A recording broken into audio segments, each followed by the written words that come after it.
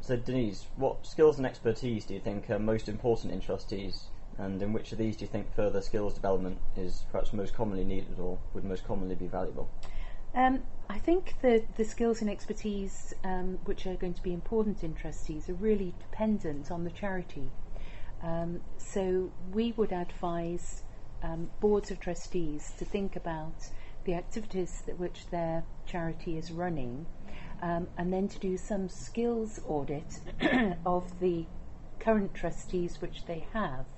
And then if you're thinking about recruiting new trustees, to be thinking about what are the additional skills that you need to complement the trustees which are already there. But I think it's really important that you get diversity across the board, and we're hearing that with the Lord Davis report in the private sector, but it's also true within the voluntary sector, the non-profit sector. Within the Centre for Charity Effectiveness, there's been some recent research done by Mike Hudson with Compass Partnership, which has looked at diversity within boards and has shown that the more diverse boards are, then the more effective boards tend to be. So, I'd absolutely agree with you, Denise.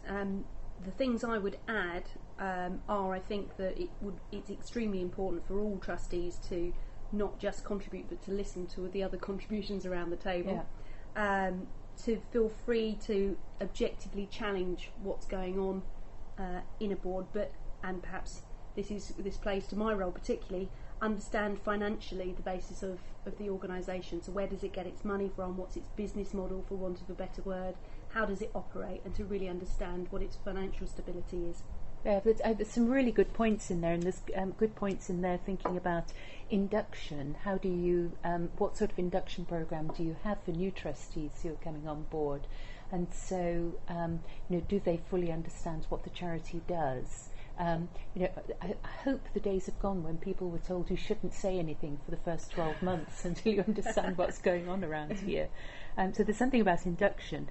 And you also asked the question about what skills development is most important.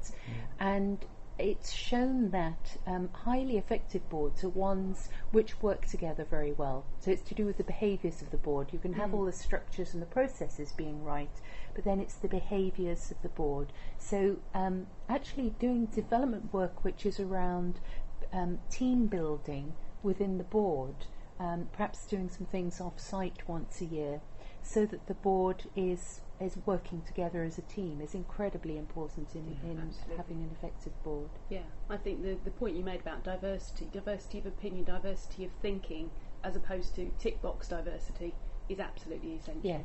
Yes, absolutely. Yeah.